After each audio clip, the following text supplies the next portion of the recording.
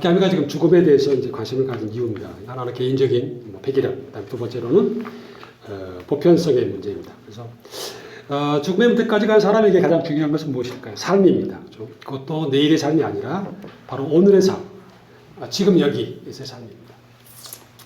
그런 의미에서 저는 뭐 깨미에게 있어서는 현재가 가장 중요하고요. 실제로 그렇습니다. 그러니까 깨미가 그런 얘기를 하는데 나는 내일에 대한 창가, 미래에 대한 창가를 부르지 않겠다. 현재가 나한테 절대.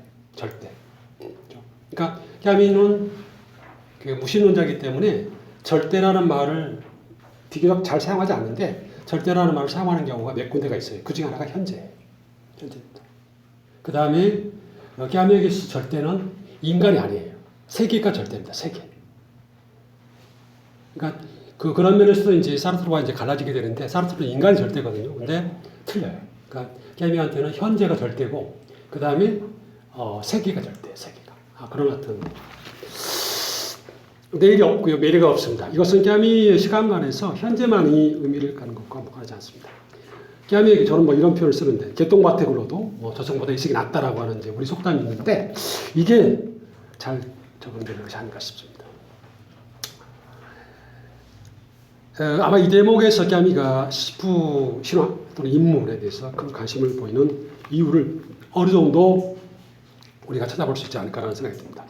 그 다음으로 이게 이제 죽음의 보편성인데 이게 이제 부조리, 특히 시프 신화랑 이제 직접적으로 연결이 되는 겁니다. 그렇죠? 죽음은 모든 인간에게 적용됩니다. 죽음은 깨미에게만 특수하고 고유한 것이 아니라 보편성을 띈다고 그랬죠. 그렇죠? 모든 생물체, 인간을 포함한 모든 생물체는 죽습니다. 그렇죠? 왜 죽는 걸까요? 그렇죠? 우리는 이 질문을 잘 던지지 않습니다. 이유는 두 가지. 하나, 그냥 일상성에 그냥 매몰되어 있어요. 너무 바빠. 그죠? 뭐 지금 5월달인데 5월이 왔나? 뭐 지금 뭐 오늘이 아침인가? 제 경험을 말씀드리자면 제가 김포 이제 살다가 이제 뭐 이렇게 들어왔는데 김포에서 이제 올 때 한 30분 차로 그냥 서울에 도착하는 시간이 2시간이에요. 그러니까 막 밀리니까. 그래서 새벽 4시 일어나가지고 학교에 이제 뭐 한 5시 반 정도 출발하게 되면 김포에 출발하게 되면 1시간이 못 와요. 한 150 놓고 빡 오면은 뭐 카메라를 물론 피해야 되겠지만 그럼 1시간 와가지고 학교에 자고 그랬는데 어느 날 왜냐하면 그 새벽에 이제 그렇게 가고 저녁에 늦게 가요. 10시 넘어서. 그러면 이제 뭐 차들이 많이 없으니까 1시간이면 가는데 어느 날 그러니까 항상 뭐냐면 어두울 때만 운전하는 거예요. 그죠? 그러니까 해를 못 보는 거지. 근데 어느 날 거꾸로 한번 가본 적이 있어요. 그러니까 아침 한 10시쯤에 그 낮 한 뭐 4시, 5시쯤에 거꾸로 가봤더니 길이 전혀 틀려. 그 다른 길 같아. 이런 거예요. 그러니까 우리가 일상생활에 빠져 있게 되면 살아있는 게 나한테 저기 뭐죠 익숙하기 때문에 죽음 건강 안 되면 의미가 없죠. 두 번째는 아까 말씀하신 건데 젊은 이제 분일수록 어떻게 되죠? 앞으로 살 날이 더 많은데 그거 생각해서 뭐해? 도움 안 되거든요. 그잖아요. 그죠? 근데 그렇게 있다가 어느 날 갑자기 뭐 친구가 좀 아프다고 그래가지고 뭐 병원에 간다랄지 그런 경우에 가잖아요. 그러면 이게 남의 일이 아니야. 곧 그게 내 일이에요. 우리 똑같거든요. 이렇게 이제 병원에 갈 때 뭐 병문안 가고 그럴 때 막 일상복 입고 가잖아요. 그러다가 내가 그냥 거기가 좀 아파가지고 병원에 이제 치료를 받기 위해서 입원을 해야 돼. 그러면 옷 갈아입으세요. 그래서 병원복 딱 갈아입으면 어떻게 돼요? 그때부터는 내 처지가 틀려요. 그러니까 입장이 전혀 틀려. 그런 거랑 똑같아. 그래서 그런 뭐 것들을 저는 이제 염두에 두고 쓴 건데, 인간에게 죽음이 50일 후에 또는 50년 후에 또는 뭐 100년 후에 올 수도 있습니다. 그렇죠? 하지만 우주적인 시간, 그렇죠? 우리가 좀 큰 차원의 시간에서 보게 되면 그런 것은 의미가 없겠죠. 그렇죠? 인간은 무조건 죽습니다. 누가 그 무엇이 인간에게 이토록 혹독한 운명을 부과한 것일까요? 그렇게 하면 신을 믿지 않습니다. 그렇죠? 그렇다면 인간은 왜 죽지라고 하는 질문만큼 인간을 당혹해 하고 또 무기력하게 만드는 질문은 없을 것입니다. 바꿔 말해 인간이 이 세계에 대해서 나는 왜 죽지라고 하는 질문을 던졌을 때 이 세계로부터 오는 답이 없는 것입니다. 그렇죠? 물론 세계는 답을 해줘요. 그렇죠? 내가 그 답을 듣지 못하는 거죠. 그렇죠? 이따가 말씀드리겠는데 듣지 못한다라고 하는 것이 굉장히 중요합니다. 그렇죠? 하지만 우리가 인간은 때로 좀 뭐 일상생활에 함몰되어서 때로는 젊다는 오만한 그런 자신감에서 죽음에 무관심하기 때문에 세계로부터 오는 답을 듣지 못하는 것입니다. 바로 거기에 꺄미, 그의 시푸슈나 특히 그의 사상의 핵심 개념 중에 하나인 부조리 관련된 가장 중요한 사실이 자리하고 있습니다. 죽음은 부조리 중에서도 어쩌면 가장 중요하고도 특히 비극적인 그런 부조리 같아요. 그런 걸 염두에 두시고 보시기 바랍니다. 그 다음에 부조리입니다. 부조리가 도대체 뭐냐? 부조리가 우리한테 이로운 거야? 부조리를 느껴야 돼? 각성해야 돼? 뭐 등등. 부조리는 또 어떻게 우리가 해결하고 극복해야 되지? 라고 하는 그런 이제 의문이 드는 것입니다.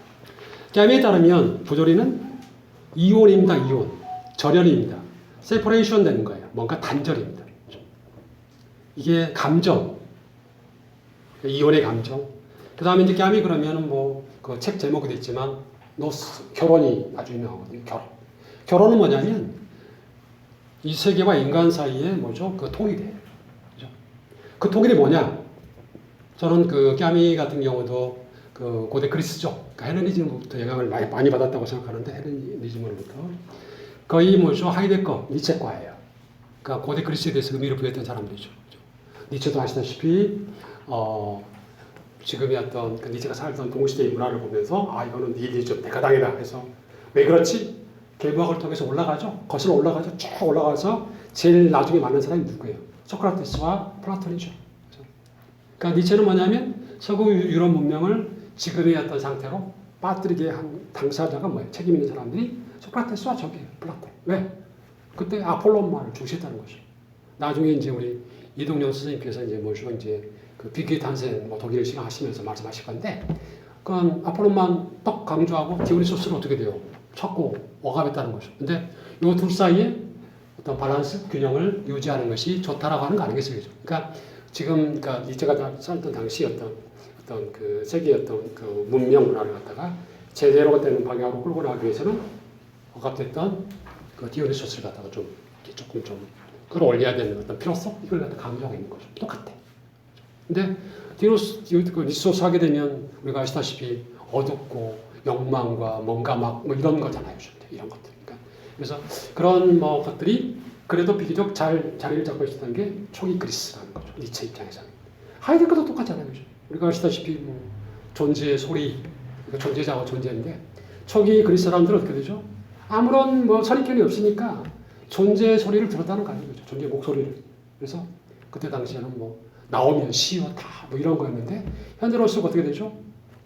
그 기술 문명이죠. 이런 것들에 의해서 세부적인 것, 그러니까 존재자에 대한 어떤 것만 관심이 커지고 진짜 중요한 존재를 우리가 무시하고 목소리를 못 들어주는 거 아니겠어요? 그래서 존재의 목소리를 들으는 사람들 본받아야 된다. 이게 하이데거 얘기 아니겠습니까? 그래서 그런 의미에서 본다 그러면 꺄미도 거의 니체하고 하이데거가 거의 비슷한 그런 쪽입니다.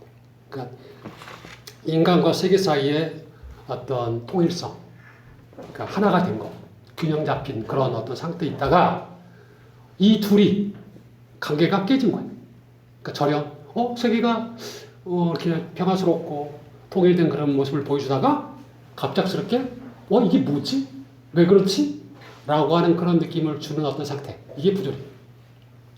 그러니까 부조리는 뭐냐면 따라서 이온 그 다음에 이제 절연 단절이기 때문에 투항이 전제가 돼요. 혼자 풀어줄 수는 없잖아. 혼자 해줄 수는 없는 거 아니에요. 그러니까 결혼도 당연히 둘이 필요한 거고. 그래서 이게 헤어지는 거 이온이죠. 이온. 갈라지면은 투항이 갈라지는 거예요. 그럼 이때 갈라지는 투항은 뭐지? 라고 하는 겁니다. 그 투항이라고 하는 것이 바로 크게 보게 되면 인간과 세계.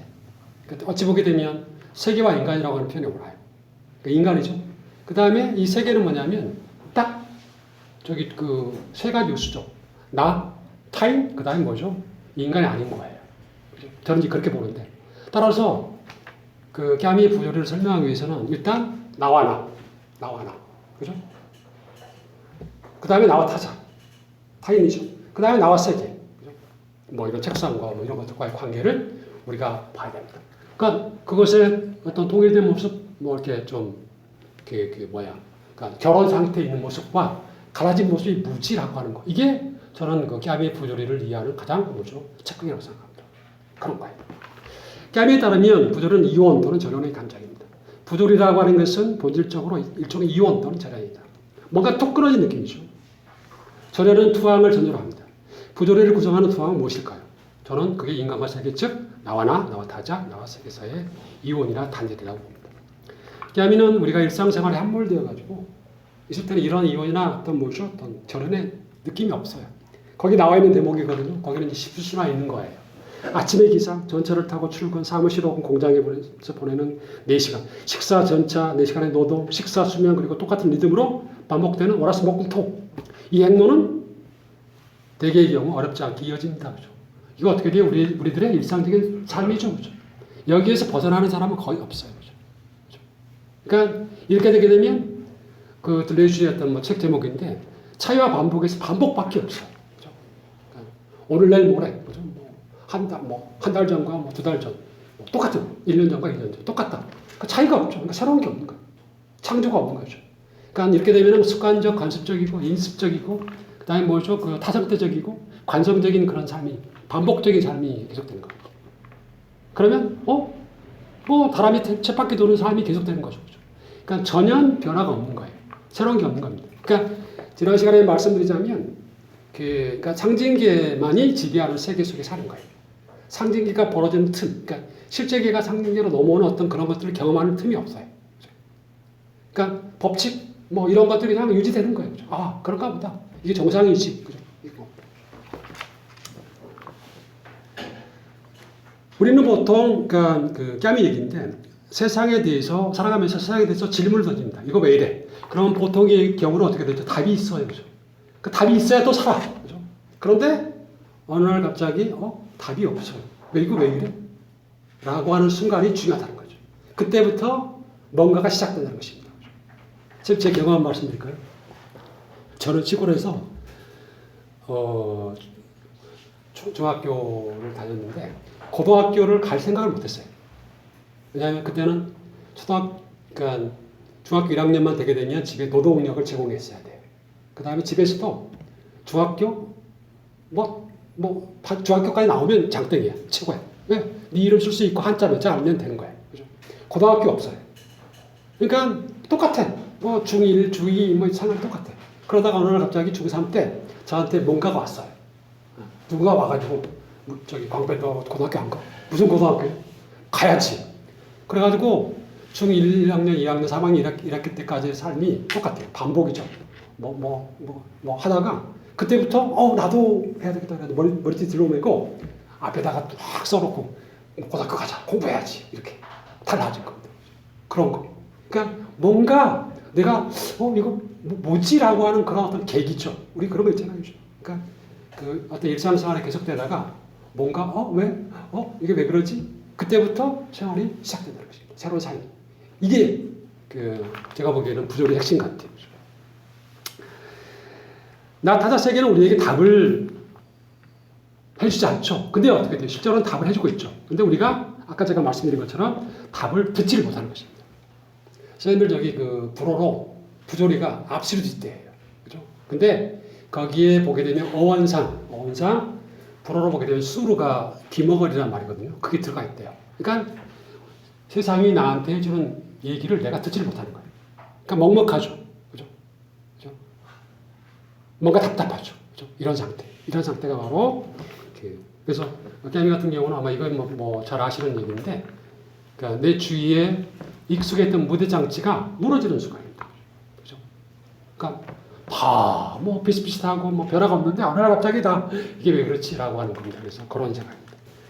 이것이 바로 그러니까 이때는 아무것도 보이지 않고 아무런 생각도 없고 먹먹해지고 마치 머릿속이 텅 빈 것 같은 상태를 경험하게 되는데 이것이 바로 깨미가 생각하는 부조리가 시작되는 첫 징후입니다.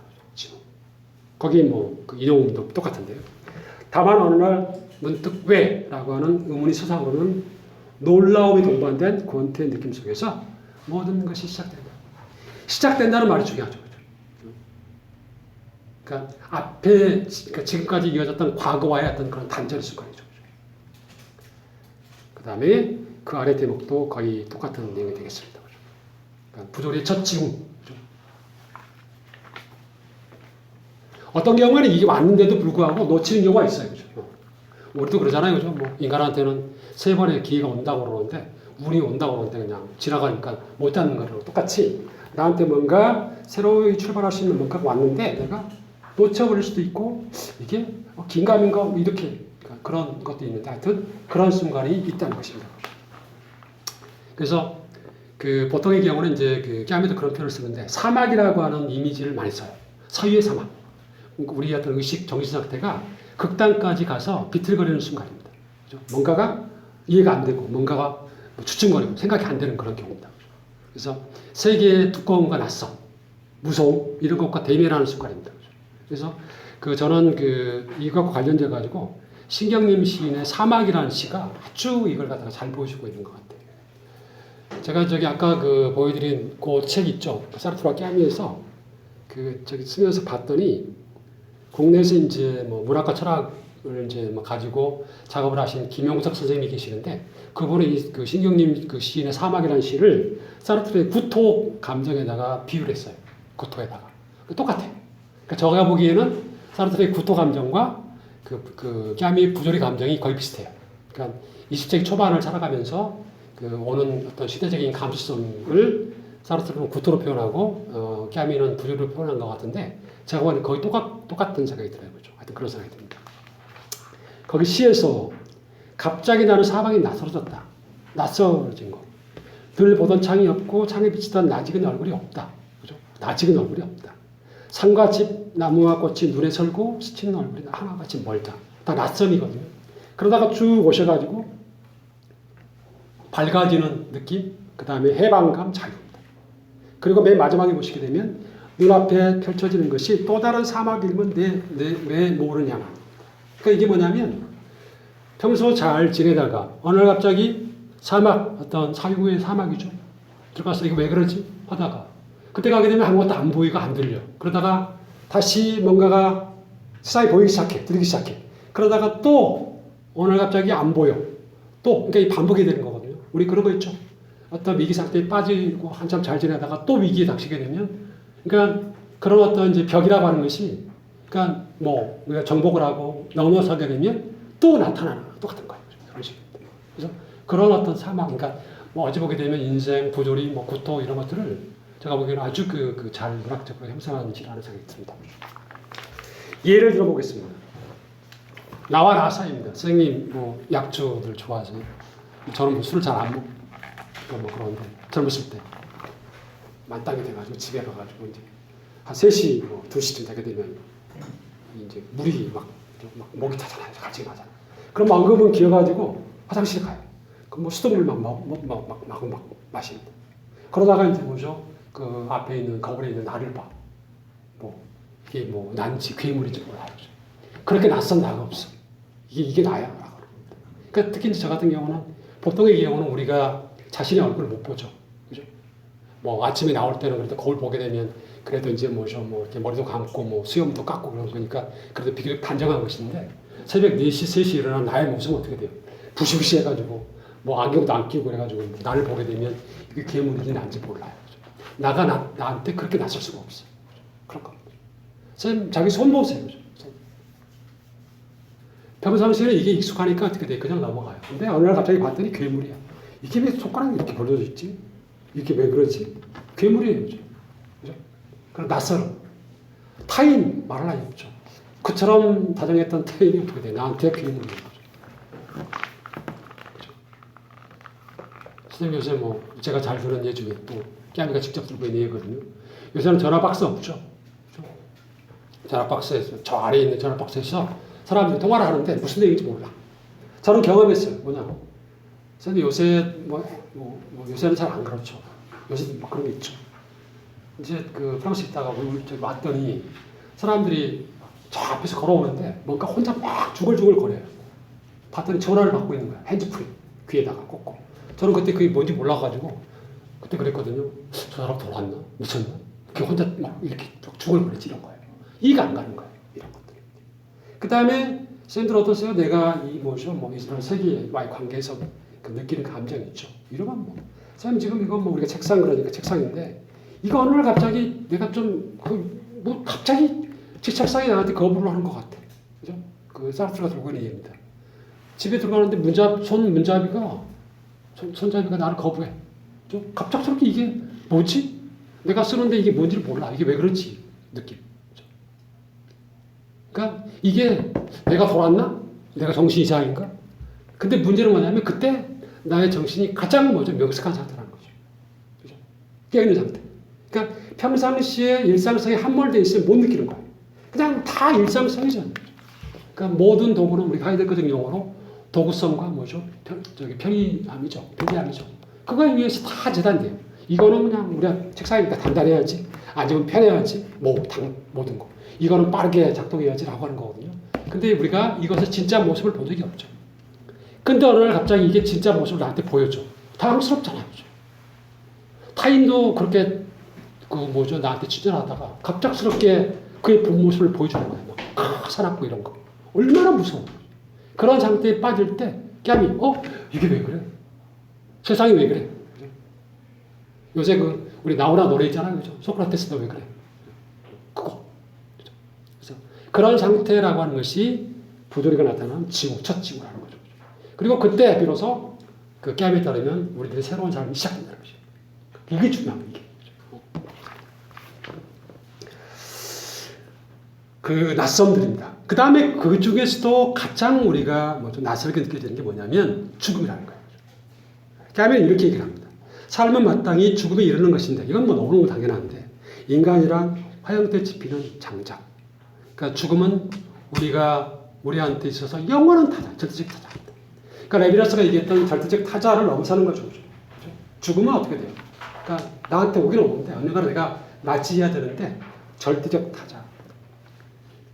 물론 죽음은 시간이 가지는 무자비하면서도 파괴적인 힘의 다른 이름입니다. 시간이죠. 시간의 폭력 아니에요. 그렇습니다. 그래서 꺄미는 모든 것을 폐허와 소멸과 죽음으로 이끄는 시간을 죽음을 포함해서 피비린내 나는 수학이라고 표현합니다. 잔인한 진리죠. 끔찍한 진리입니다. 그래서 그런 어떤 인간이 느끼는 그런 부조리 중에 가장 강력하면서도 가장 이해 안 되고 가장 비극적인 게 바로 죽음이라는 것입니다.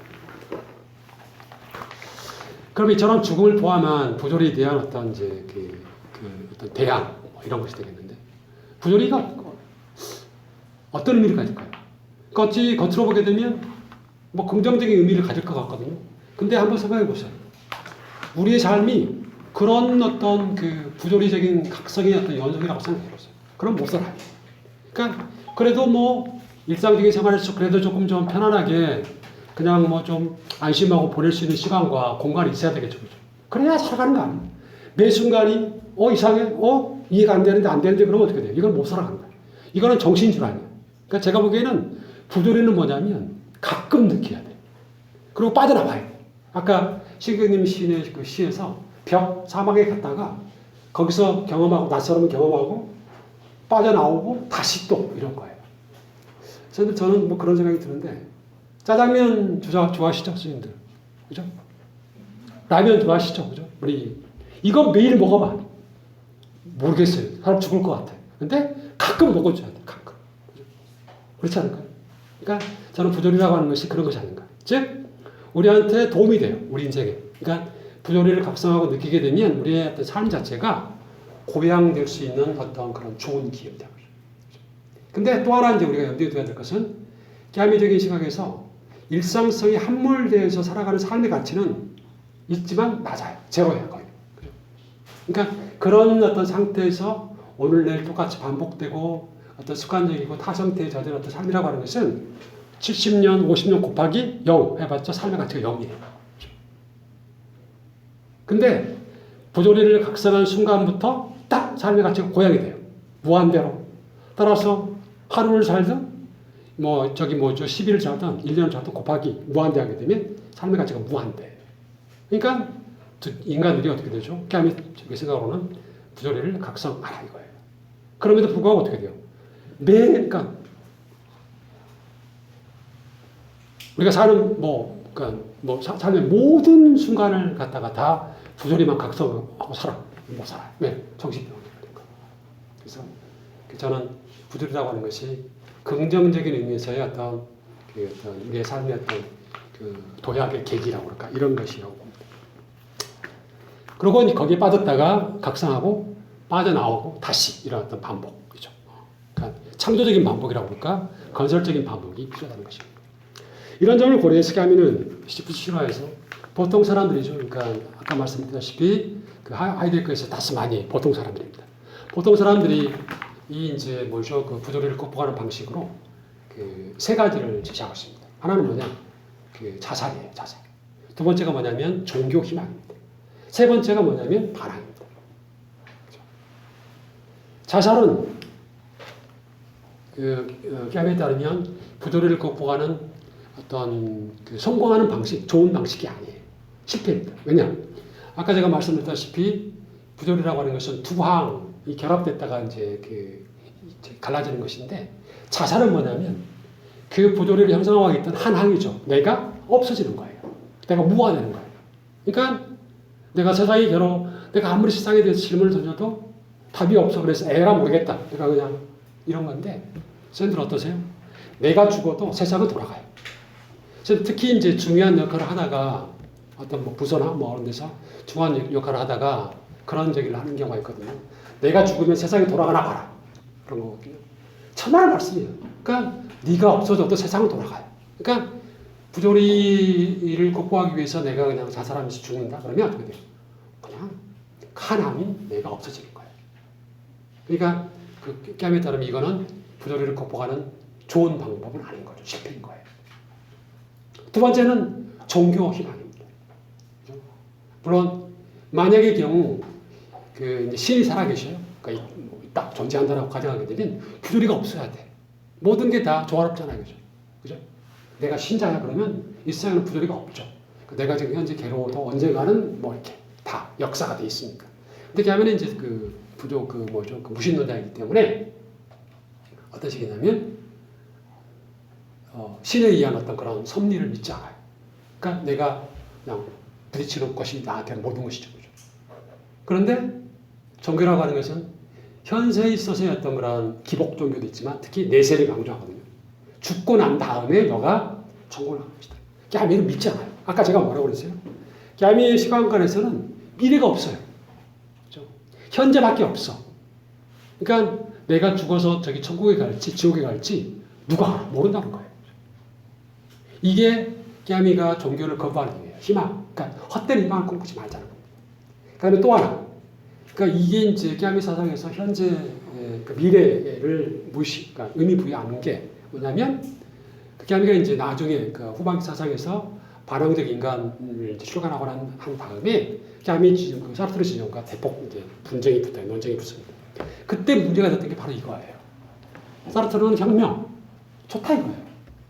폭력 좋은 거거든요. 그러니까 왜냐하면 현재 저질러지는 작은 폭력, 지금 현재 저질러지는 작은 폭력으로 미래에 오는 유토피아를 건설할 수 있다 그러면 현재 저질러지는 폭력이 정당화 될 수 있는 거예요. 혁명 같은 경우죠. 그 혁명 좋다는 거예요. 꺄미, 야, 저기 뭐지 우리가 10년 후에 이 5년 후에 이런 유토피아가 건설될지를 어떻게 안다는 거예요. 그러니까 저기를 봐라 이거죠. 과거의 혁명의 전력을 봐라. 방생명 잘 진행되다가 나중에 어떻게 돼요? 로베스피어, 다 공포 정치. 다 혁명의 본질이 어떻게 돼요? 삐뚤어졌다는 거죠. 다 변질됐다는 거죠. 그러니까 사람은 화장실 갈 때 마음과 나올 때 마음이 틀린 거예요. 모른다는 거예요. 그러니까 꺄미는 뭐냐면 미래가 없어요. 미래. 그러니까 미래다가 뭘 하는 거를 절대 믿질 않아요. 왜? 내가 지금 폐결핵에 걸려가지고 오늘 죽을지 내일 죽을지 모르는데 내일이 나한테 무슨 의미가 있어? 없는 거예요. 절대로 현재입니다. 현재. 그래서 종교라고 하는 것은 종교는 의미가 없습니다. 그래서 종교라고 하는 것은 특별한 그 종교 공동체에 있는 사람들한테만 해당되고 꺄미는 나는 못 받아도 되겠다 이겁니다. 그 다음에 이제 세 번째가 뭐죠? 그 유명한 반항이에요. 저는 꺄미 그러면 부조리 반항 하여튼 대명사 아닙니까? 반항입니다. 반항은 뭐냐? 아까 저기 옛날 사람들이 초기 그리스 사람들이 세계와 나 사이에 통일이 있었다고 그랬죠. 통일. 이게 살아오면서 어떤 계기에서 갈라졌거든요. 이게 부조리예요. 그 부조리를 극복하는 방식은 뭐냐면 그 깨암의 생각은 뭐냐면 다시 붙는 거예요. 다시. 즉 나한테 내가 어떤 절연 그 다음에 어떤 이혼의 감정을 느꼈던 그 세계를 그럼에도 불구하고 깨닫는 것입니다. 다시 하나가 되는 거예요. 하나가 되는 거예요. 물론 과거에 해줄 때보다도 한층 더 고양된 어떤 그런 입장이 되겠죠. 하나가 됩니다. 깨닫는 거예요. 그렇죠? 그러니까 저는 이제 거기서 그 가장 잘 들어맞는 표현이 그겁니다. 그럼에도 불구하고요. 세상이 나한테, 세계가 나한테 내가 세계에 대해서 질문을 던졌는데 답이 없어. 그럼에도 불구하고 나는 세계를 깨안을래. 그러고 질문을 더 던질 겁니다. 그러니까 살아간다는 거예요. 다시 말씀드리면 그 시시프스가 바위를 밀어 올리는데 떨어져도 나는 밀어 올릴래. 왜? 그 동안만큼은 나는 살아있는 거예요. 목숨 부지하고 있습니다. 내일이 없는 사람, 즉 언제 죽을지 모르는 사람한테 살아있는 것만큼 소중한 게 없죠.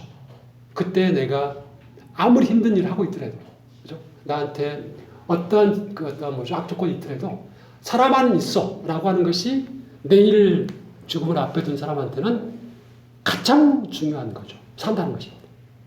저는 깨암에게서 가장 핵심적인 게 바로 거기 있다고 봐요. 그러니까 부조리에서 그 반항을 통해서 그 이제 부조리를 극복한다고 그러는데 반항의 모습이 뭐냐면 그 깨암이가 생각했던 반항자의 모습이 뭐냐면 바로 그 바위를 껴안고 있는 시프스의 모습입니다. 떨어지는 바위를 껴안고 있는 사람이에요. 그게 조금 좀 더 좁게는 죽음을 앞에 둔 사람이겠죠.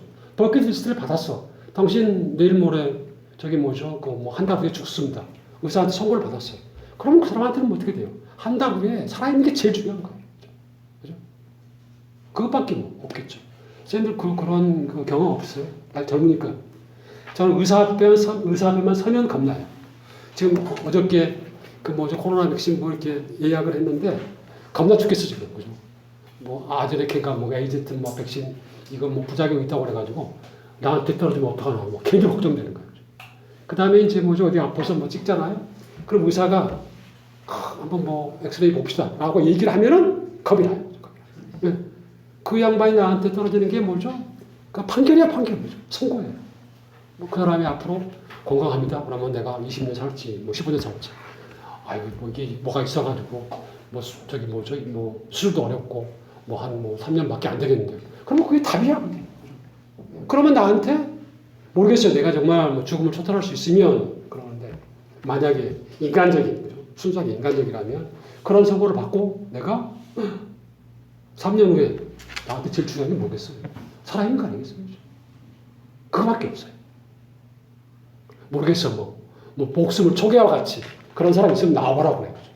아까 말씀드렸잖아요. 그죠? 노인네들이 내가 죽고 싶어. 제일 못 믿을 거짓말.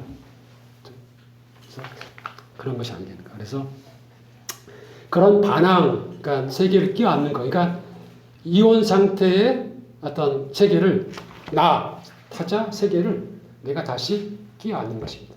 그로부터 그 유명한 명제, 즉 나는 반항한다. 그러므로 나는 존재한다. 라고 하는 깨암의 명제가 도출되는 것입니다.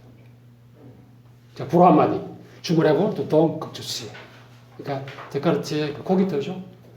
슈파우스 동극주시를 패러디해가지고 주문하고 또 동극주시입니다. 여기서 문제가 생겨요. 나는 나는 반항해. 내가 껴안아. 그래서 나는 존재해. 이해가 돼요. 근데 깨암이가 후반기 사상에서 아까 말씀드렸던 반항적 인간, 반항하는 인간부터 이게 비약이야. 나는 반항한다. 그러므로 우리는 존재한다. 우리. 나에서 우리를 확 띄어요. 나에서 우리가 이렇게 가능합니까? 근데 깨암이는 가능하다고 봐요. 근데 이제 그것도 이제 그 깨암이 같은 경우는 폭력 없이 그러는데 사르트르는 깨암이가 싸우게 된 그 논쟁을 하게 된 가장 근본적인 지점인데 사르트르는 나에서 우리가 하는 게 그렇게 쉬워? 아니야. 폭력이 100% 개입될 수밖에 없어 라고 하는 겁니다. 그래서 둘 사이 이제 갈라져. 엄청난 중요한 주제입니다. 그런 깨암이에게서 반항은 23페이지입니다. 의외로 부조리에 의해 단절되었던 두 항이 다시 결합되는 것입니다. 보다 구체적으로 그 두 항 사이의 긴장의 관계를 재정립하려고 하는 노력입니다. 한 항이 특히 인간인 내가 다른 한 항, 곧 타자, 그 세계를 꼭 껴안고 포기하지 않으려는 뜨거운 열망입니다. 지금 여기서부터는 이제 좀 물학적인 표현이 막 나와요. 막 뜨거운 열망, 흥분되는 막 이런 게 나오는데 이거는 제가 보기에는 깨미하고 아주 맞는 거예요. 왜냐하면 우리적인 감성이거든요. 정열 이런 거거든요. 반항은 인간이 피할 수 없는 삶의 조건에 대한 끝없는 도전 인생입니다. 바위를 산 정상으로 밀어올리고 있는 형편을 바짝 이수해하는 받고 있는 시프색에서 이와 같은 반항의 진정한 모습을 발견합니다. 그리고 그런 모습은 정확히 그 어떤 악조건 속에서도 삶을 가장 치열하게 살아가는 모습에 담합니다. 거기 나와 있는 그 인용문이 바로 그겁니다. 그러니까 바위를 위로 올리면서 우리가 이제 상상할 수 있는 모습이죠. 격렬하고 떨리고 땀에 막 진하게 그냥 그 모습이 바로 우리가 죽음이라고 하는 커다란 바위가 우리한테 오는데 그걸 또 받치면서 살아가고 있는 우리들의 모습이죠. 그런 모습이 된다. 기이하게도 당연하게도 깨미는 이와 같은 시지프스의 모습에서 행복을 봅니다. 역설이에요. 저는 놀랬던 게 깨미가 이제 유작이죠. 행복한 죽음입니다. 난 뭐라 이러는데 이게 무슨 말이에요? 왜 죽는 게 행복해? 이해가 안 가요. 그래서 그러니까 깨미의 의도는 뭐냐면 아까 말씀드렸잖아요. 그죠? 부조리를 느끼는 삶의 어떤 가치라고 하는 것은 무한되기 때문에 내가 내일 모레 죽더라도 나한테 살 날이 얼마 안 남았더라도 곱하기 하게 되면 삶의 가치를 무한대로 내가 느끼고 경험하면서 죽기 때문에 행복한 거죠. 그죠? 그 행복한 죽음의 그 무엇이 어떤 상징이 메르소가 아니겠습니까? 그러니까 우리가 아시다시피 그 이방인의 끝에서 메르소가 나름대로 나를 내가 죽어갈 때 많은 사람들이 와서 죽어의 함성을 들렸으면 좋겠다는 거 아니겠어요? 그죠? 왜 많은 사람들이 와가지고 죽어의 함성이야? 그죠? 그 다음에 왜 나름대로 행복함을 느끼면서 죽어요? 그죠? 이해가 안 가요. 그러니까 그 메르소의 죽음을 이해하려면 이 메커니즘, 즉, 그 부조리 각성이라고 하는 것을 어느 정도 우리가 머릿속에 갖고 있어야 됩니다.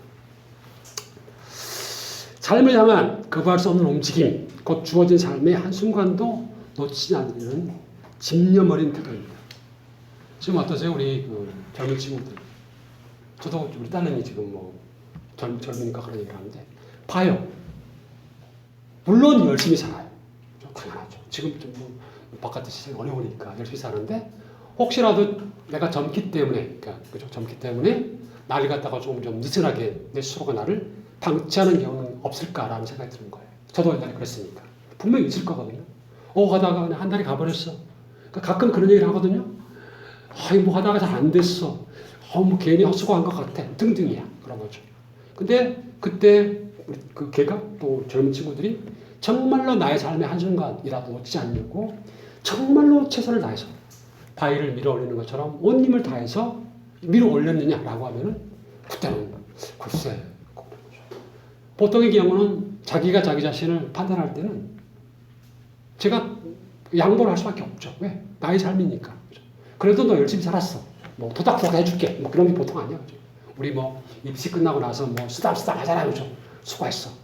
나중에 봤더니 등등이야. 그죠? 그러니까 최선을 다했냐라고 하는 거죠. 그러니까 짜면은 보통의 경우라면 사람들이 최선을 다하지 못한 사람이 살고 있다는 거죠. 그거 같아. 그걸 알자는 겁니다. 알대로.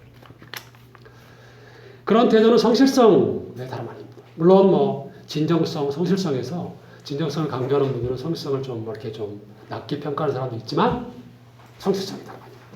주어진 자신의 삶을 최대한으로 즐기기. 여기가 함정이에요. 여기가. 그 시프스 신화에서 우리가 보통 양의 윤리라거든요. 그래서 부조리한 인간으로 깨미가 들고 있는 예가 세 가지가 네 가지가 있어요. 하나는 뭐냐? 동주왕이야. 하나는 장군이에요. 하나는 뭐냐면 연극 배우예요. 하나는 뭐냐면 예술가입니다. 창조자. 그렇죠? 장군을 예로 들을까요? 장군이 왜 부조리한 인간이에요? 이런 식의 생각이 들거든요.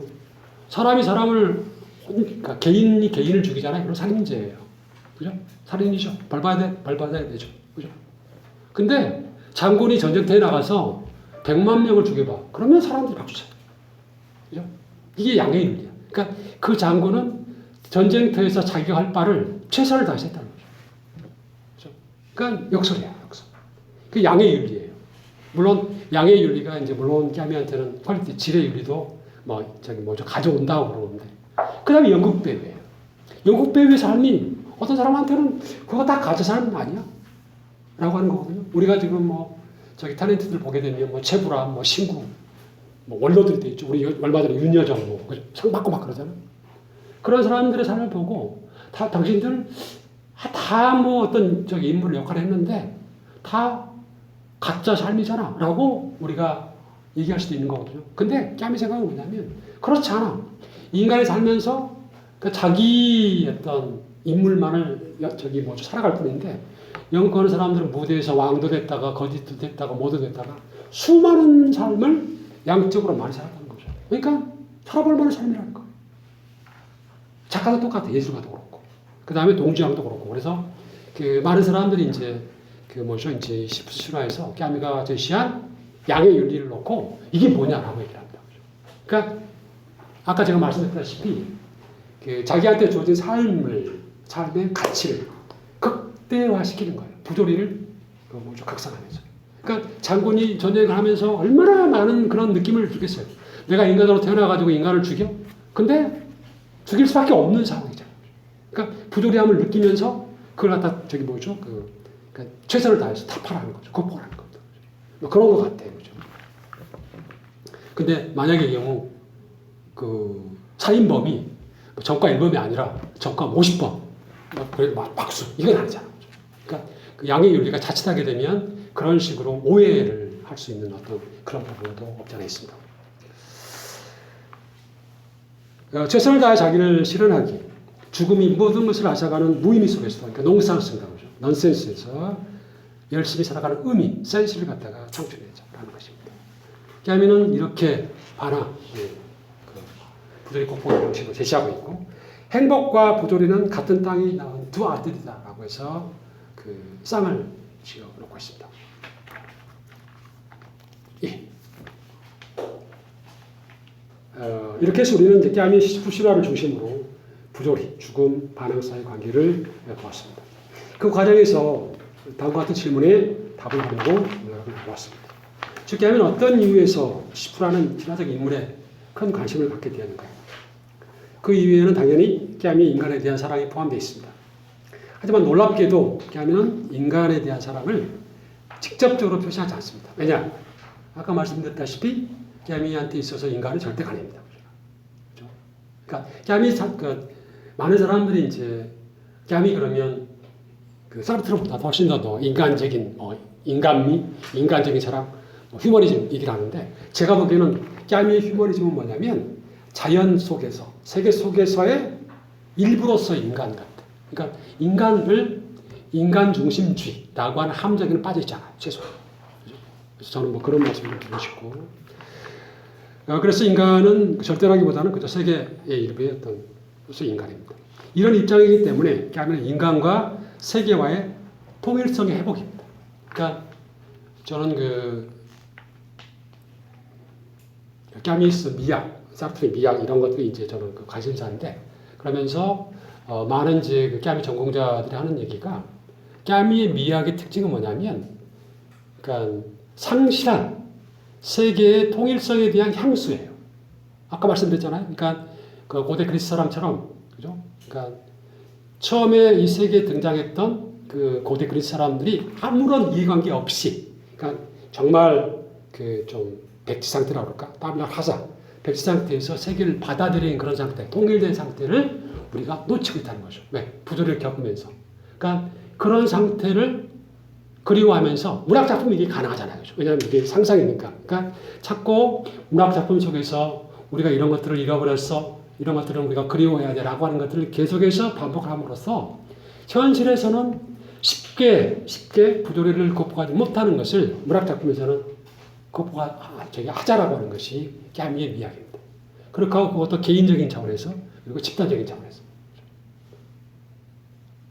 개인적인 차원에서는 당연히 뭐 예술적인 창작, 반항이 되겠고 집단적인 차원이 바로 참여입니다. 참여. 그죠? 근데 깨미는 그 사르트르 이제 뭐 이렇게 가까이 지내면서 친구이자 적이었기 때문에 참여 이미 사르트르가 써버렸어. 그 용어를. 아가주망이라는 용어를 써버려가지고 깨미는 에이 나는 용어 안 쓸래. 그래서 악마로만 그래가지고 저는 이제 그거를 승선이라고 번역했어요. 뭐냐면 이게 이제 우리가 비행기를 탈 때 보딩을 하는 거거든요. 앙바르크망이 배를 탈 때 그 배에 오르는 건데 이 세상에 내가 뭐죠 구석되어 있는 것도 승선하는 거예요. 근데 그 승선과 참여가 다르냐? 아니에요. 똑같아요. 그러니까 요거만 다른 겁니다.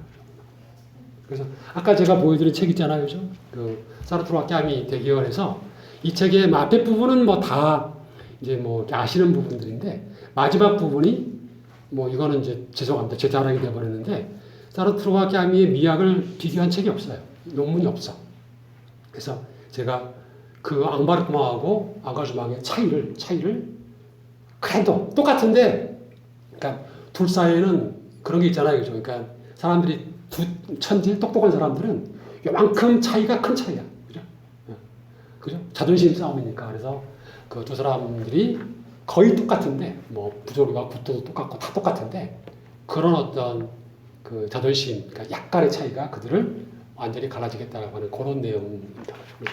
그 미학적인 부분에서 약간의 어떤 그런 말씀을 드린 거예요. 이런 통일성의 회복, 그러니까 세계와의 어떤 그런 단절을 다시 그죠?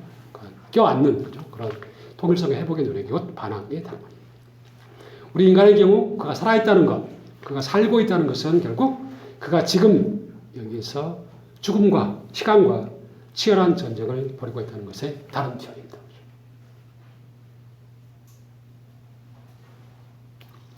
이렇듯 까미에게 있어서 반항은 단절된 인간과 세계. 까미는 특히 세계를 대지라고 표현하죠. 대지, 그죠? 뭐 대지 그러면 뭐 세계 그러면 좀 먼 것 같은데 대지 그러면 아주 가깝습니다. 하여튼 그런 표현입니다. 와이통일 합일, 즉 노스 결혼입니다. 이혼이 이거 둘 사이 어떤 갈라짐이니까 뭐 하시면 이해가 될 거예요, 그죠? 다시 말하자면 인간은 이 세계와 단절되어 적지, 에그질입니다. 적지. 적지와 왕국은 그 까미의 그 작품 중에 하나죠. 에세이집의 제목입니다. 적지 위배되어 있지만 그럼에도 통일성이 지배하는 왕국으로 후화역으로 되돌아가고자 하는 열망을 가지고 있습니다. 인간과 세계, 대지 사이에 맺어지는 긴장 관계, 하지만 무한정 풍요로운 관계. 인간의 모든 것을 앗아갈 수 있고 두렵고 무관심한 세계, 대지, 무의미로 가득 찬 세계. 하지만 인간의 모든 꿈, 삶, 행복을 담보하는 이 세계 대지를 어떻게 되죠? 그럼에도 불구하고 끼안는 거, 끼안고 살아가는 거, 그죠? 충실하게 살아가기. 이것이 바로 반항인 것입니다. 물론 끼안이 전체 사유를 통해서 보면 시프 신화에서 제시되는 반항은 개인적인 차원이다. 아까 말씀드렸다시피 슈브레버트 주시, 그러니까 나는 반항한다. 그러므로 나는 존재한다. 라는 차원입니다. 그 이후에 특히 반항하는 인간에서 까미는 집단적 반항에 주목하게 됩니다. 나는 반항한다. 그러므로 우리는 존재한다. 그리고 이와 같은 명제가 문학적으로 잘 형성화된 작품이 바로 페스트입니다. 페스트라고 하는 적에 저항을 하면서 그 뭐죠 이제 의료 보건대죠. 누구야? 그 리우를 중심으로 하는 이제 뭐 거랑 해가지고 뭉쳐 있는 그 의료 보건대 이 이제 우리 그죠. 그러니까 나는 개인적으로 패스트에 저항한다. 그러므로 우리는 존재한다라고 하는 그 우리가 되겠습니다. 나에서 반항하는 우리로의 어떤 이해 문제는 또 다른 시간을 할애해야 되는 그런 문제가 되겠습니다. 이 문제는 다음 기회로 이제 미루겠고요. 어쨌든 이번 독서 프로그램에서 관련해서 게임의 시프 신화에 대한 어떤 관심은 그 나름의 방식으로 인간의 삶의 조건, 그것도 피할 수 없는 숙명적인 조건입니다. 요새 니체 운명의 아모르 파티가 노래 가사도 있다고 그러는데 하여튼 운명이죠. 그러니까 숙명적인 조건인 죽음이라고 하는 이 부조리와 그것에 대한 반항과 아주 밀접하게 연결되어 있다는 것을 거듭 시작하면서 오늘 그 두 번째 강의를 마치도록 하겠습니다. 그러니까 첫 번째 강의 안티고네와는 좀 다르게 안티고네는 이제 제가 모두에 말씀드린 것처럼 조금 좀 현대적인 어떤 해석들을 좀 가미한 반면 이 이제 십세 신화는 그러니까 전통적인 해석이죠. 근데 혹시라도 그러니까 십세 신화를 읽으시면서 저는 이 책 여러 번 봤는데 무지하게 어려워요. 지금도 제가 까미 그 글을 잘 쓰는데 까미 스타일을 되게 싫어해. 애매모호합니다. 그러니까 까미는 섞여 있어요. 두 가지가. 왜냐하면 적지와 왕국, 그 뭐 이방인도 이미 뭐 본향인 뭐 이런 거가 섞여 있고 그다음에 뭐 등등해서 뭐 겉가완 뭐 이런 거 그래서 그 이중적인 게 섞여 있어가지고 되게 애매합니다. 그러니까 애매한 그러면 또 대표적인 사람이 뽕띠거든요. 멜로 뽕띠인데 뽕띠도 불어가 되게 어려워요. 그죠? 애매해. 진짜 애매해. 그리 막 가다가 이게 뭐지? 이런 느낌들 들고 그래서 굉장히 어렵습니다. 그래서 그 저는 이 그러니까 시집부터 심화 자체도 불어 자체가 어렵다는 그런 생각이 드는데 하물며 뭐 번역서는 더 말할 나위 없습니다. 그래서 어려운데 어찌 보게 되면 그런 어떤 어려움, 애매성이라고 하는 것이 어찌 보게 되면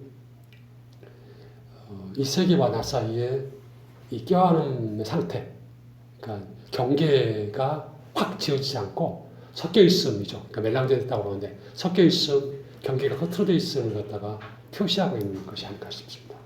그러니까 어찌 보게 되면 우리의 삶 자체죠 이게. 내가 내가 아무리 밉다고 해도 나를 떨쳐볼 수 없고 끼어안고 가야 되듯이 또 타인을 뭐 사르트르적인 의미에서 아무리 타인이 나의 지옥이라 할지라도 타인은 또 나한테 도움이 되는 사람이기 때문에 나를 갖다 끌고 가야 되는 타인을 끌고 가야 되는 그런 쪽 또 타인도 나를 마찬가지.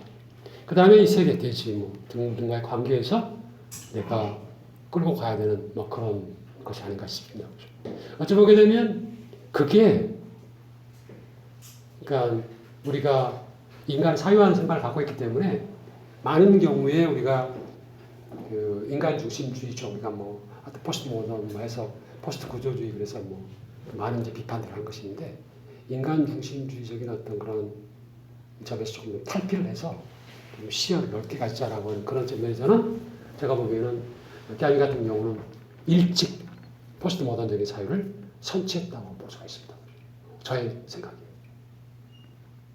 그러면서도 그런 그러니까 인간도 중요하고 자연도 중요하고 그렇지만 그럼에도 불구하고 인간의 어떤 존엄성, 인간만이 할 수 있는 것, 인간이 갖고 있는 가치를 무시할 수 없다라는 것입니다.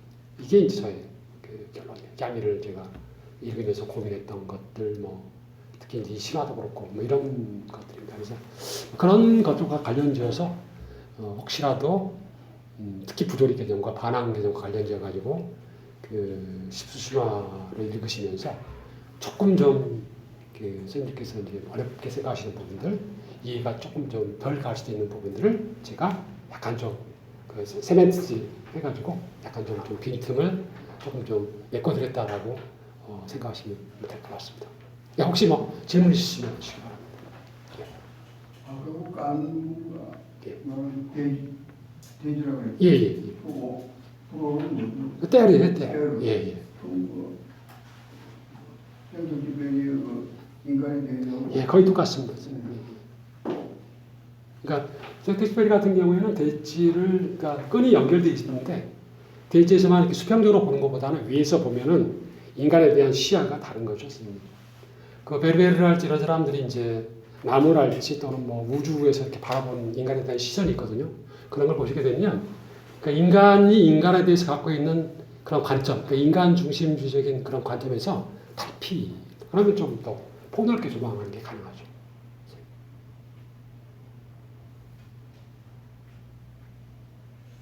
대표적인 게 그거예요. 제가 자주 말씀드리는데 콘라드 로렌츠라고 하는 그 조류학자가 있어요. 독일에. 이 양반이 노벨상도 받고 그랬는데 이 양반의 그 책 제목 중에 하나가 아그레시비티예요. 아그레시비티, 즉 공격성이거든요. 그러니까 이 양반이 하고 있는 얘기가 뭐냐면 만약의 경우 그 외계인이 요새 UFO 외계인이 지구를 방문한다 그러면 그 외계인이 가장 놀라는 것은 인간일 것이다라고 하는 거예요. 왜냐? 인간만 인간을 유일하게 죽여요. 그것도 잔인하게 죽입니다. 선생님들 물론 동물들 사이에서도 수컷끼리 전쟁에서 이제 막 싸우다가 수컷을 죽이는 경우가 있지만 거의 모든 동물은 수컷들이 싸우다가 패배를 인정하게 되면 절대로 죽이지 않아요. 그죠? 그잖아요. 그죠? 근데 인간만이 유일하게 인간을 의식적으로 죽여요. 그것도 잔인하게 죽여요. 그러니까 외계인이 보게 되면 제일 무섭지. 그런 얘기를 하고 있거든요. 그러니까 그 동물 조류학자이기 때문에 동물들의 어떤 이제 행동학을 연구한 사람이기 때문에 나름대로도 일리가 있는 겁니다. 그러니까 선택지배 같은 경우에도 인간을 봤더니 틀리다는 거죠. 지금 위에 올라가서 보게 되면 인간은 뭐예요? 하찮잖아요. 지금 비행기 타고 딱 보게 되면 그래 뭐, 야 내가 저기서 그렇게 막 아둥바둥 그랬구나 이런 생각 안 들까요? 뭐 그런 거. 하여튼 뭐 돼지는 까미 생각에도 그게 포함되어 있다고 봐요. 조금 좀 더 넓은 시각에서 보게 되면 우리 인간이 인간에 대한 어떤 그런 시각을 갖다가 조금 좀 교정보다는 확대라고 할 수 있지 않을까. 예, 좋으신 분입니다. 예, 또 다른 분.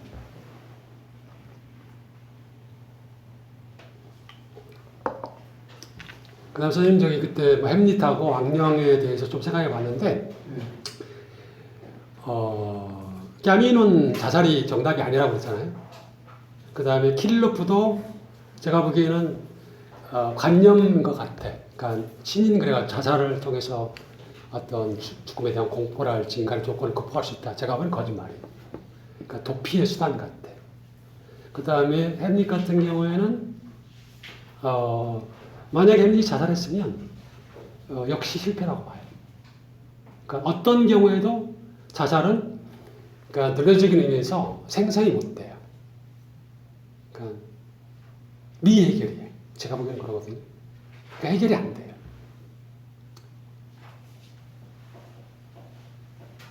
그러니까 자기 결단에 의해서 내가 나의 삶을 끊는다 그래서 문제가 해결되는 건 절대로 아닌 것 같아요.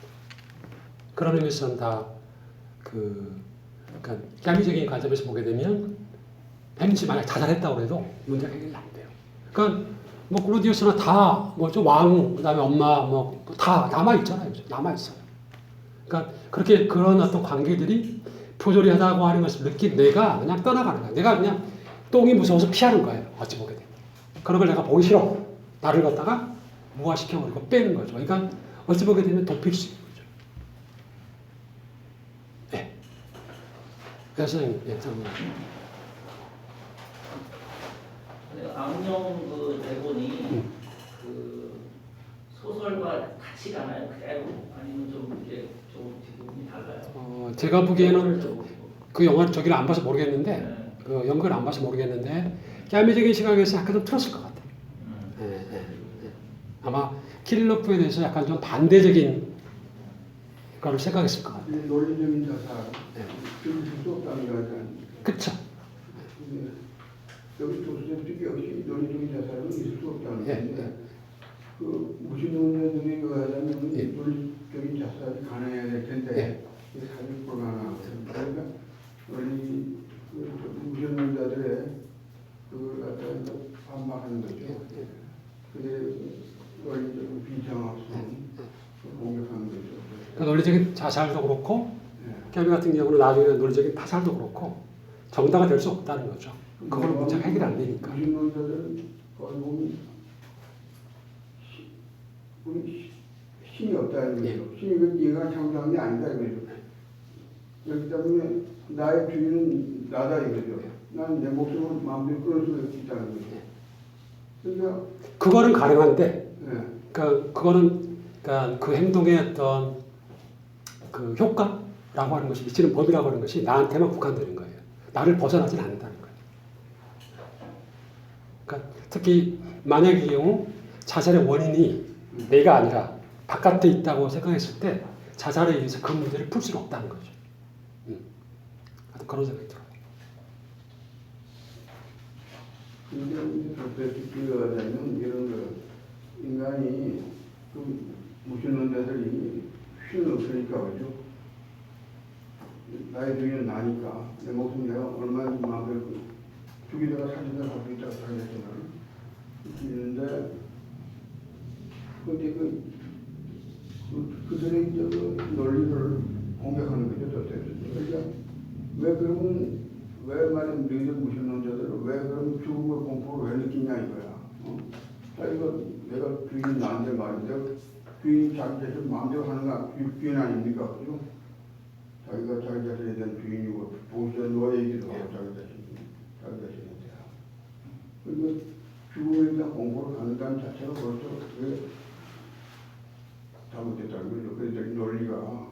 무신론자들의 논리가. 하여튼 뭐 예.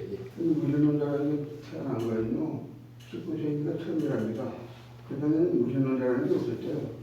인간은 뭔가 조금씩 다 믿고 있었는데 19세기에 와서 이제 무신론자라는 게 등장했다는 겁니다. 이론을 가지고. 저희가 이제 학교 다닐 때 체육 선생이나 교련 선생이 이렇게 체벌을 많이 해요. 연락 우리끼리 갔다가도 같이 가면 그렇게 안 힘들고 놀린다고 가서 놀아야 되거든요. 그래서 신에 대한 경전이 있고 이 사람이 그 학예에 갔다 왔기 때문에 그 삶에 대한 의미는 완전히 남다른 것이다. 그러니까 죽을 뻔했다 살아온 사람들은 반드시 분명히 느끼는 그런 것 같아요. 시프스 신화에 그 까미가 시집부의 신화의 특징을 애착을 느끼는 것은 이게 유일하죠. 우리 신화 중에서 인간이 죽었다가 살아나는 건 유일하죠. 그러니까 거기에 까미가 그죠? 아마 생각해요. 그래요. 그죠? 인간이 이렇게 죽었다 살아날 수 있으면 얼마나 좋겠는가. 그죠? 거기에 주목한 것 같은데.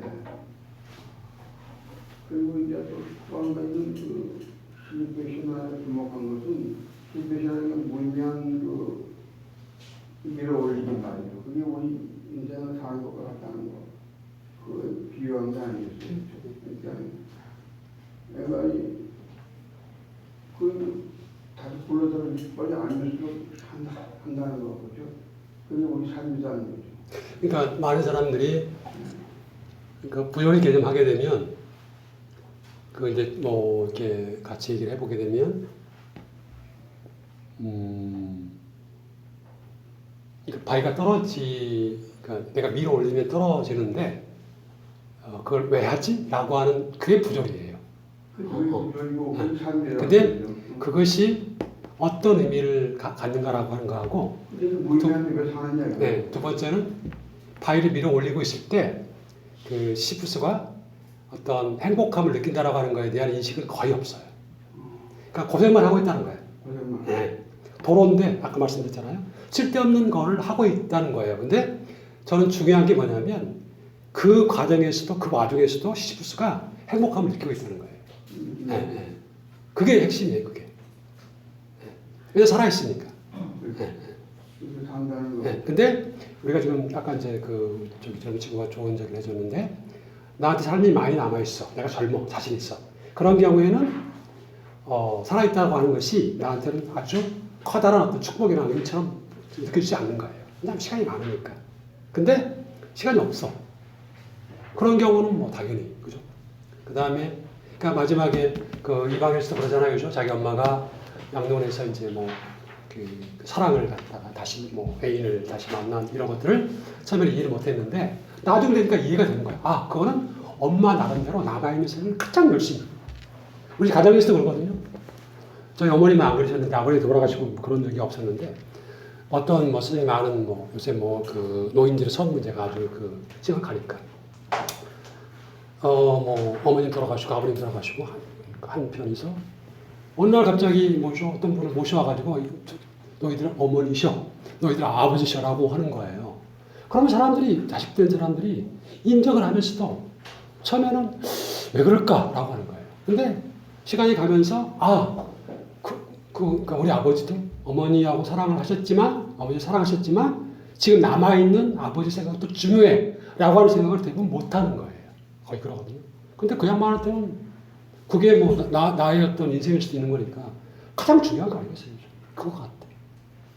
그러니까 깨암의 생각은 뭐냐면 젊은이들이요, 너의 삶이 앞으로 70년이 남았어 라고 하는 것과 그 이제 나이가 들어가지고 노인 돼가지고 뭐 5년이 남았어 라고 하는 것과 물리적으로 보게 되면 상당히 70년하고 5년은 큰 차이죠. 근데 아까 말씀드렸잖아요. 그러니까 도끼인 객기라는 거지. 50번 100번 하는 거예요. 70년이나 5년이나 우주적인 시간을 보게 되면 다 죽어. 똑같은 거야. 그러니까 보통의 경우는 이제 우리가 그것 때문에 죽음에 대해서 큰 의미를 부여하지 않고 살아가지만 그렇다라고 하는 겁니다. 그러니까 그런 생각을 가지고 사는 사람과 그렇지 않은 사람은 전혀 틀리죠. 그게 이제 아까 말씀드렸다시피 하이데거적인 얘기고 죽음이라고 하는 것이 나의 삶의 영역 안에 들어와 있어요. 그러니까 죽음을 그래 죽더라도 뭐 하여튼 내가 그러니까 죽을 때까지 열심히 살아야 되겠다라고 하는 걸 각성하는 거거든요. 근데 죽음에 대해서 의식을 하는 것과 안 하는 것은 크지 않고 그다음에 사르트르 같은 경우는 죽음이 자기의 삶의 바깥에 있어요. 경계 바깥에 있어. 죽음 나는 몰라. 나는 내가 그걸 체험하지도 못하고 체험을 하지만 모르는데 그게 나한테 무슨 의미가 있어? 왜냐하면 내가 의식적으로 어떤 거를 대상화시키는 것만 의미가 있는데 죽음은 어떻게 돼요? 죽는 사람이 나기 때문에 내가 나의 죽음을 의식을 못 시켜. 그러니까 나의 의미가 없어요. 나한테는 의미가 없어. 그러니까 죽어? 그럼 뭐 나는 끝이야 이거죠.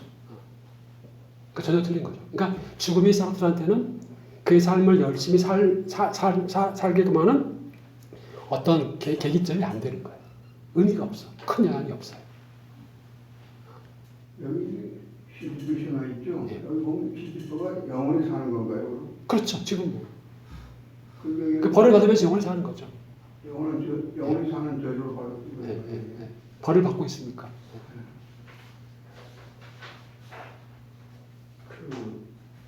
예. 그러니까 바위가 아래로 다시 굴러 떨어질 때 네. 그 내려가는 그 시간은 사실 어떻게 보면 벌을 받고 있다는 것보다는 어떻게 보면 휴식의 시간이지 않습니까? 그런 휴식의 시간을 그러니까 이제 계속 끊임없이 올리지만 중간에 또 그 중단되는 그런 휴식의 시간이 있는데 그런 휴식의 시간은 어떤 의미로 이해를 해야 될지 모르겠네요. 그러니까 부조리를 각성하지 못한 상태겠죠. 그게 예? 부조리를 각성하지 못한 상태. 우리가 살아가면서 아까 말씀드렸잖아요. 그러니까 세계에 대해서 내가 질문을 던졌는데 다 답이 있는 거야. 그런 상태. 예. 그러니까 어찌 보게 되면 편안한 상태, 뭔가 휴식을 취할 수 있는 상태인데 그런 상태가 계속되지 않잖아요. 우리 삶이. 그러니까 저기 10%도 그렇고. 그러니까 이 상태가 계속되면 좋겠는데 저도 그러거든요. 이게 왜 그러지? 문제가 풀렸어. 다시 새로운 어떤 문제가 안 생겼으면 좋겠거든요. 근데 또 뭐 이런 거죠. 그 짧은 순간이죠. 어떻게 보면 이제 요즘에 식으로 현대적으로 제가 이제 생각을 해보면 그 무의면 어떻게 보면 계속 다람쥐 처박히듯이 이렇게 단순 반복된 그런 예. 삶을 살면서 또 그러니까 일이라는 게 대부분 그렇잖아요. 예. 공장에서 일을 그렇죠, 하든 그렇죠. 학문적인 뭐 지식인의 활동을 하든 다 마찬가지잖아요. 그렇죠. 대통령도 그렇고 예. 국회의원도 그렇고 매일 하던 일들을 계속 반복해서 이제 하는 건데 그러면 이제 그런 것들을 빼고 가령 이제 잠자는 시간이라든지 일하지 않는 그런 뭐 휴일이라든지 그런 시간이 로 이해를 할 수 있을 건지 시도 저는 다 포함되는 것 같아요. 내려오는 그 순간 그리고 그 순간이 오히려 또 제가 보기에는 그 충전의 시간이기도 하고 또 다시 그 바이토를 정상에 올리기 위한 하나의 이제 힘을 재충전하는 그런 시기가 아닐까 그렇게 생각을 해봤는데요. 그렇게 볼 수도 있겠네요. 니체하고 까미의 관계는 어떤가요? 근데 니체의 그 영원 회귀라는 거 있죠? 예. 영원 반복. 예. 그거랑 시집하고 관련이 있지 않을까요? 그 관계는 복잡하고요, 선생님. 저도 뭐 자신 있게 거기 답을 못 드리겠는데, 그러니까 니체 영향 받은 거는 사실이에요. 특히 발항적인 감 이런 쪽에서 니체 얘기가 대단히 많이 나오거든요. 그다음에 하여튼 생철학자로서의 니체라고 그럴까요? 하여튼 그다음 무신론적인 입장 이런 것들은 아마 상당히 좀 많은 그 영향을 받은 것 같아요. 그러니까 니체가 아마 또 그런 연구들이 있을 거예요, 선생님. 그러니까 니체와 까미를 정면으로 이렇게 비교시킨 아마 연구서 이런 거는 프랑스에서 아마 드문 것 같은데 소논문으로는 아마 충분히 있을 것 같아요, 선생님. 예. 저도 좀 보고 싶습니다. 예. 까미하고 사람들은 다른 점이요. 보기에 까미는 그 선배들이 없죠. 예. 유럽 문화, 문화 사회에 풍부한 그런 유산을 갖고 있는데 도스토옙스키, 예. 뭐 여러 예, 예. 근데 사람들은 별로 영향을 안 받는 것 같아요. 사르트르요? 아이고. 유명한 얘기가 있잖아요, 선생님. 거기 그 고등사범학교 도서관에 책이 뭐 얼마가 있는지 모르겠는데 사르트르가 거기 있는 책을 다 제일 많이 빌려서 봤다는 거 아니에요? 나중에 그 리스트를 조사했더니, 그러니까 제 생각으로는 걔네들의 특징이 뭐냐면 하여튼 그 전통이죠. 쌓여있는 어떤 문화의 어떤 그런 두께, 그게 뭐 지식이면 지식이 되겠고, 그거를 누구보다도 빨리, 그 다음에 많이, 그 다음에 철저하게 파악을 하고 새로운 것들을 끌어내느냐의 문제겠습니다. 그러니까 선생님 저기 그 재미있는 것 중에 하나가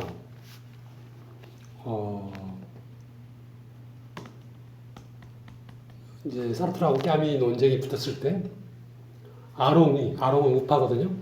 그러니까 어찌 보게 되면 아롱이 그 까미 편을 들었어야 돼요, 선생님. 왜냐하면 까미가 약간 좀 약간 좌파이지만 조금 좀 그러니까 그런 좌파였기 때문에, 그래서 아롱이 처음에 그 논쟁이 시작됐을 때 그 까미 편을 들었어야 정상이라고 저는 생각해요. 근데 지금 제가 사르트르와 까미 그 두꺼운 책을 번역하고 있다고 그랬잖아요. 거기서 처음에는 그 아롱도 까미를 상당히 좀 비판합니다. 이유가 뭐냐? 반항적 인간을 봤더니 이거는 철학책이 아닌 거야. 철학책이 아니에요. 그러니까 뭐냐면 다 사르트르도 그런 얘기를 했고 그랬는데 이거는 다 2차 문헌 가지고 까미가 제대로 공부를 안 한 거야. 자기들은 고등사업을 다니면서 열심히 뭐 이제 원서 보고 막 그랬는데 해서 막 했는데 까미는 봤더니 막 2차 문헌 가지고 막 술술술 이렇게 해놓은 거예요. 그래서 문체도 그렇고 내용도 그렇고 형편없다 이렇게 아롱도 비판했어요. 그 책에 대해서 그 반항적 인간에 대해서. 그러니까 걔네들은 뭐냐면 고등사법 얘네들은 뭐냐면 자기들은 학문적인 입장에서는 귀족인 거야. 우리 일을 따라올 사람이 없어 이거죠. 까미 너 그 알제리에서 뭐 대학 나오고 뭐 석사 공부를 했는데 네가 철학책 읽었으면 얼마나 읽었어 이런 거죠. 근데 사르트르는 이제 그게 그 기조를 끝까지 유지했고 그랬는데 아롱은 나중에 회고록 그다음에 이제 인터뷰를 하면서 그때 자기가 까미한테 했던 얘기가 조금 좀 그 어조가 지나쳤다라고 해서 그 약간 좀 그 후퇴하는 그런 게 있어요. 재밌습니다. 그래서 저는 개인적으로 그 반항적 인간을 보게 되면, 그리고 이 시푸시라시도 엄청나게 어렵잖아요, 그죠? 뭐 이렇게 체스토프 다 나오잖아요, 그죠? 뭐 파스칼, 할 것 없이 다 나오는데, 그러니까 보게 되면은 굉장한 이제 스펙트럼이 있는데, 저기 그 반항적 인간은 이거보다 제가 보기에는 50배는 돼요. 사람 이름이 여기 한 10명 나오면 그 책에는 한 300명 나와요. 그걸 다 보고 다 네가 어떻게 알아? 이거잖아요, 그죠? 까미는 읽었다는 거 아니에요. 근데 자기들이 볼 때는 에이 너는 아니야 이거죠. 그러니까 그거야 뭐 그런 생각이 들어요.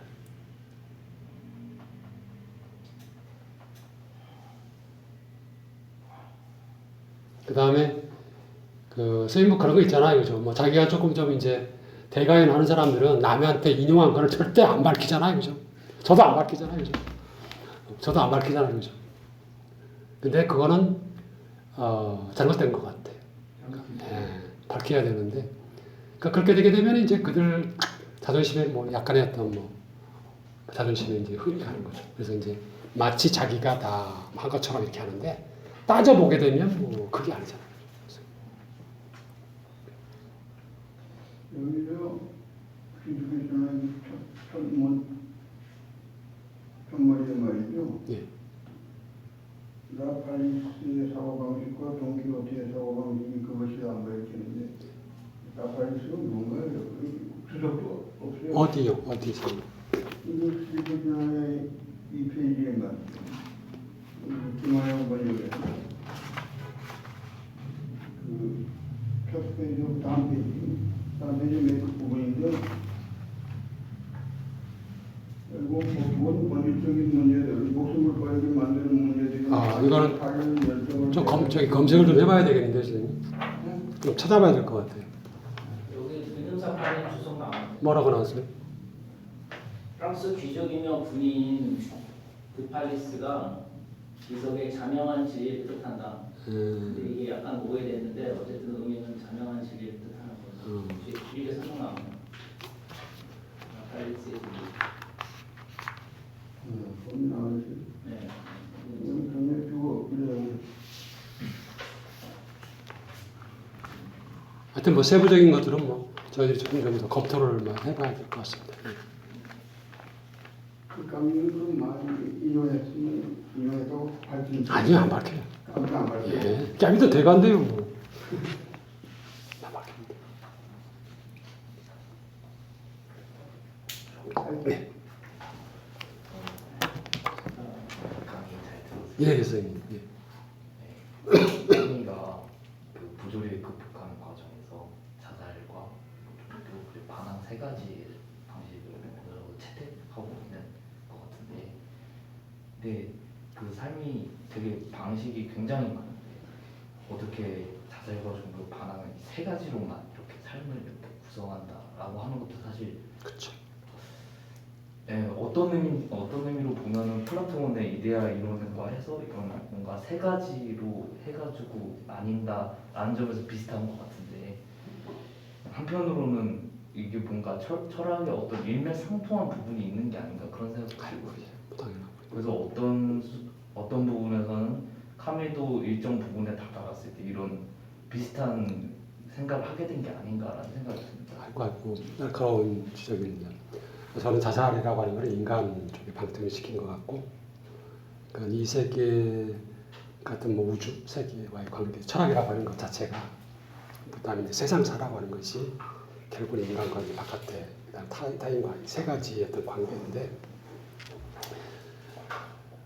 내가 인간이 타인이 모든 것을 다 해결할 수 없다라고 하는 게 자살일 것 같고, 그다음에 그 바깥에 있는 세계만이 모든 걸 해결할 수 있다라고 하는 거, 이게 신의 영역이잖아요. 그래서 그런 것들을 포함하고 있는 것 같아요. 그러니까 결국은 이 세상사의 문제라고 하는 것은 범주화시키게 되면 딱 세 개, 그러니까 두 가지잖아요.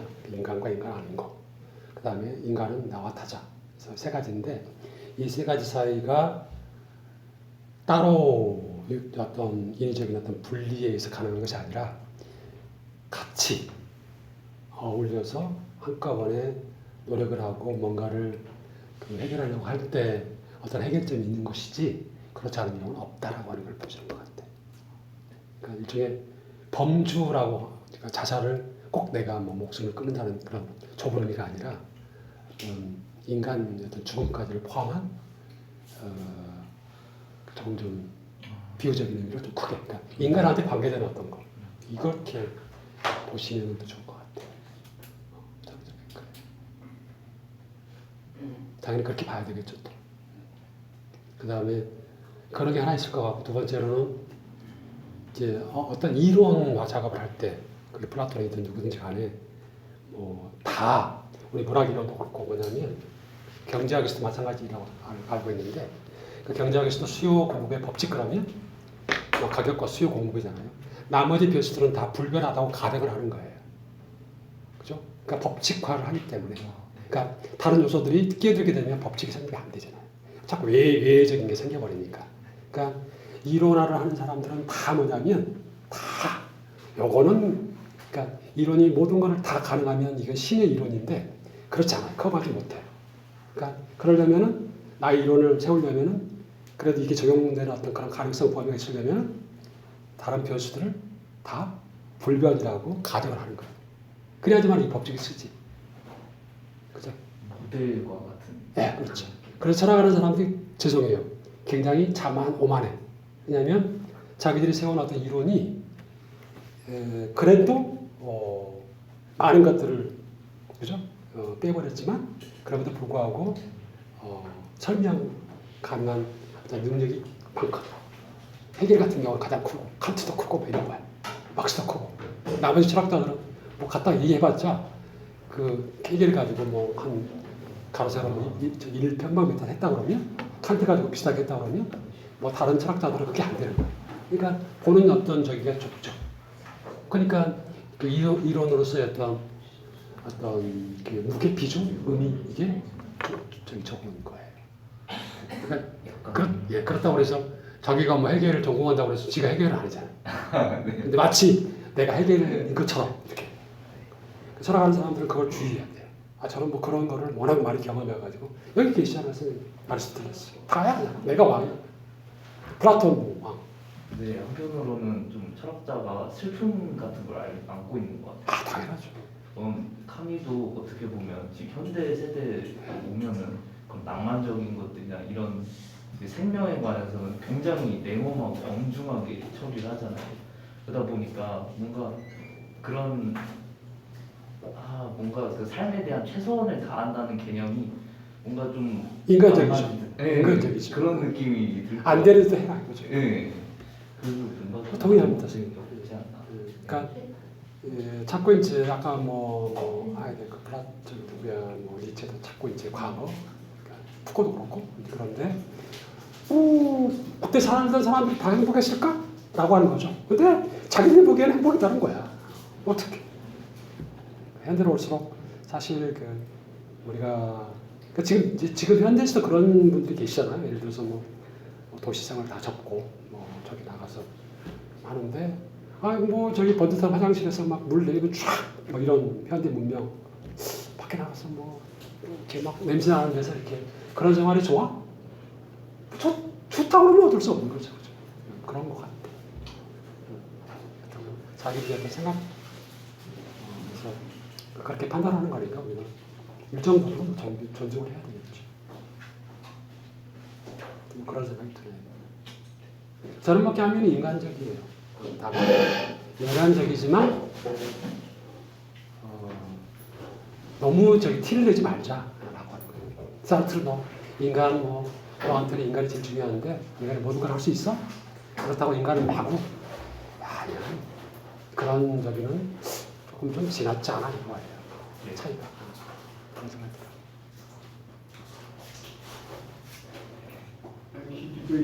예.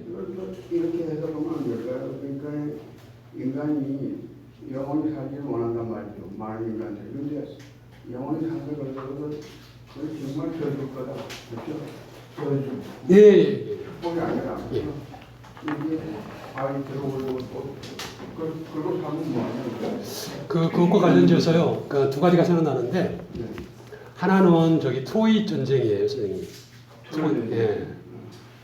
선생님 뭐 잘 아시겠지만 트로이 전쟁에서 그 아킬레우스가 전쟁에 참여하기 전에 자기 엄마가 신탁을 들을 수 있는 반인 반신이에요. 그래서 이제 엄마한테 신탁을 들으러 가거든요. 그래서 엄마 이번에 내가 전쟁에 참여하게 되면 어떻게 돼? 라고 묻는데 그때 엄마가 한 대답이 있어요. 뭐냐면 네가 이번에 전쟁에 참여하게 되면 너는 죽어. 그래요. 다만 너의 이름은 그 후세에 맡은 그 명멸하지 않고 전해질 것이다 라고 하는 거거든요. 그 얘기를 듣고 아킬레우스가 전쟁에 참여를 해요. 그 죽죠? 화살에 맞아 죽죠? 그런 거 갖고 그래서 그때 나온 대사가 뭐냐면 인간은 죽기 때문에 행복한 거예요. 매듭이 있으니까. 그 다음에 또 하나 생각나는 게 뭐냐면 보바리의 저거예요.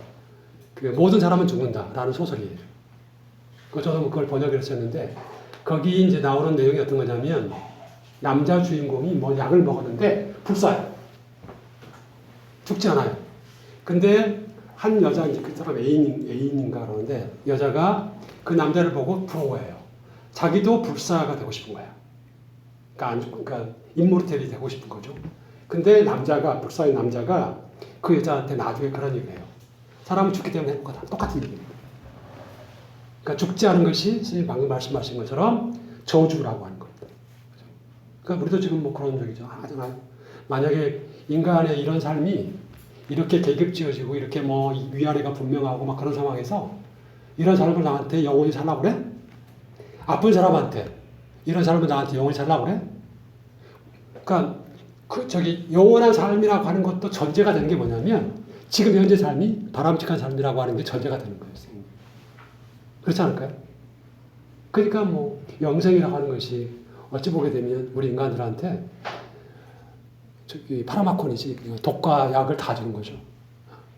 그러니까 그것이 있기 때문에 더 열심히 이름 남기는 거.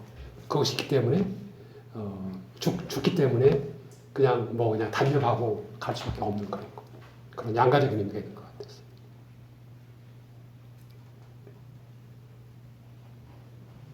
하여튼 그런저런 생각이 듭니다. 앙드레 말로는 좀 달랐죠. 앙드레 말로. 앙드레 말로는 우리는 죽기 때문에 행복하지 않다 그랬거든요. 그 말로 같은 경우는 저도 잘 모르겠습니다만은 그 박물관 이런 그러니까 그런 쪽에 관심이 많았으니까 그런 것의 제목이 그거예요. 그러니까 뮤제 에테르넬, 그러니까 영원한 박물관이거든요. 그런 것처럼 영원성이라고 하는 거하고 불멸성이라고 하는 것이 말로 경우에도 역시 예술 작품이 있어요. 물론 그 혁명이나 이런 걸 통해서 어떤 이름을 남기는 거 있죠. 그런 거랑 거의 같은 거라고 봐요. 저는 그렇게 보거든요. 말로도 아마 또 사후의 영광에 대해서 누구보다도 아마 그 명징한 생각을 가졌을 것 같아요. 예. 그런 생각이 듭니다. 예. 바쁜 시간 내주셔서 감사하고요. 다음 주에는 저는 조금 좀 생소할 수가 있는데 제가 좋아하는 어떤 그 테마 중에 하나가 저기 안티고네도 그런 거지만 과거에 있었던 것들을 약간 좀 이렇게 비트는 방식이거든요. 그래서 선생님 아드리안 아레하고 누구죠? 그다음에 테비우스 그다음에 라비린토스 그런 것들이 나오는 그 신화에서 우리가 반인 반우라고 그러죠. 그러니까 반인과 반황소인데 미노타우로스에 대한 신화인데 거기에 대한 어떤 전통적인 해석과 그다음에 거기에 대한 어떤 약간의 새로운 해석, 해체적인 해석 이런 것들을 같이 한번 말씀드리고자 합니다. 처음에는 제가 헤라클레스 신화를 가지고 하려고 했어요. 그래서 그런 것들을 좀 종합을 해가지고 과연 미노타우로스가 괴물인지, 그죠? 괴물인지 아니면 좀 다른 시각에서 볼 수 있는 여지는 없는지 그리고 본다면 어떤 이유로 그런 것들이 가능한지 이런 것들을 한번 살펴보도록 하겠습니다. 예, 감사합니다. 네, 고맙습니다.